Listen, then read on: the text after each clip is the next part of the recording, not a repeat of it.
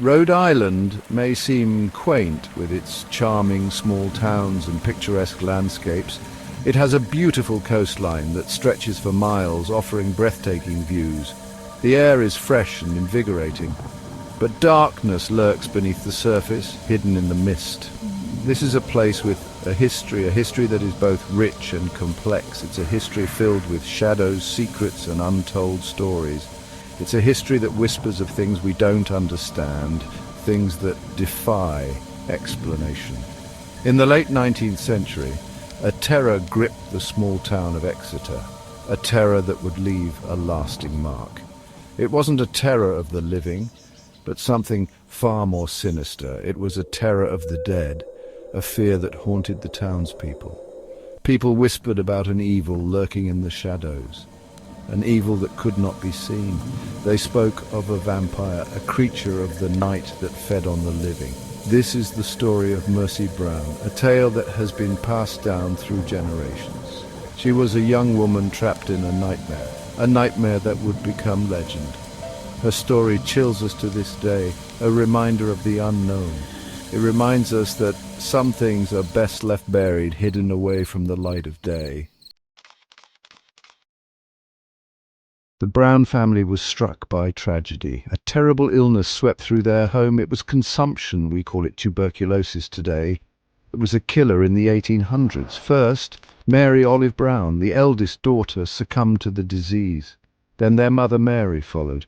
Mercy, the youngest daughter, was next. Fear began to set in. George Brown, the family patriarch, watched his children die. He saw his wife Mary grow weaker.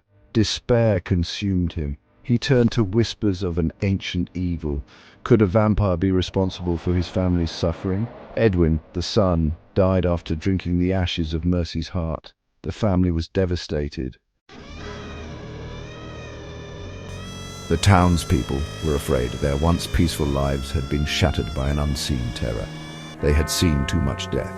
The graveyards were filling up, and the air was thick with sorrow. Desperate for answers, they looked to the past. Old superstitions resurfaced, and ancient texts were consulted.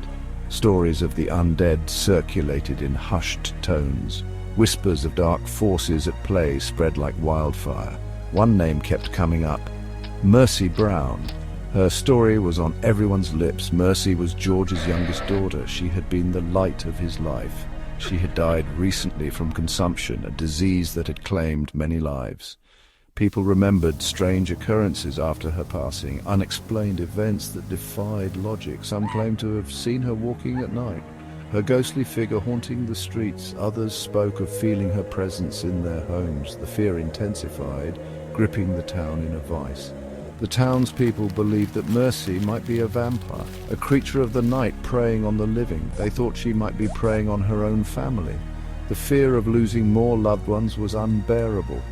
Driven by terror and desperation, they decided on a gruesome course of action. The line between sanity and madness blurred.